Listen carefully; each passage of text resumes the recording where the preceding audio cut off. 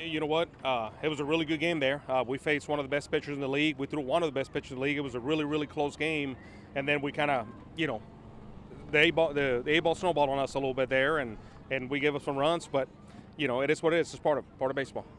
Team was able to respond, show some fight a couple times. What did you see when they were able to get on those rallies? The first thing I told them, I said I thought it was the first time in the year we actually believed we were coming back. They truly believed, and I think they showed it in the 8th inning where, hey, they told them, hey, put up good bats. If you put up good bats, we got a chance to come back, and that's exactly what I told them in the huddle. Hey, you never quit, right? And to be honest with you, it's obviously we want to win for the Valley, but I think they appreciated when we don't quit, and we played all the way through. The other team, they kind of catapulted ahead. What kind of happened there? Can you tell us? Yeah, you know what? Obviously, it was a short week for us there, and when we had that, hit by pitch, hit by pitch. We get a guy out, we bring the left-hander and kind of snowballs on him a little bit. I went out and told him, I said, hey, I'm sorry, but you're going to have to wear this one for us on the team. And I said, you got to be a team player, and even if it goes bad, you have to sit there. Why? Because we're short in arms, because it was such a short week for us that we had to, some of the guys weren't ready to throw today. So he looked at me straight in the eye and said, Coach, I got it.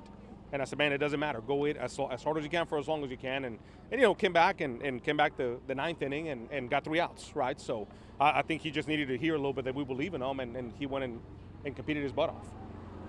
What are you hoping to improve on for tomorrow's game? You know what? I thought we had a much better approach offensively. Obviously, there were some mistakes we made, but that's part of baseball. Keep staying with the approach that we're trying to tag, whether it's a certain pitcher or our pitchers or hitters, and keep playing the game as hard as they can for as long as they can. You were the only coach out there the majority on this game.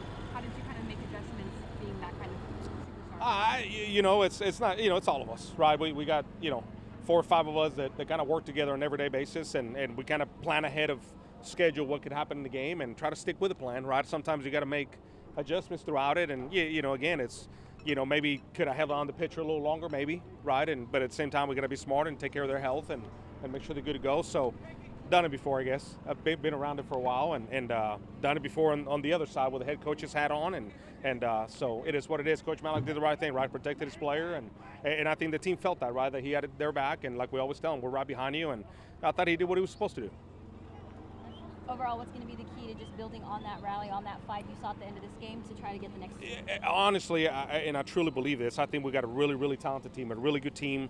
I think today may be the day that it finally clicks on how to play together. And I think that's what we're missing, right? We haven't really played a true full game yet.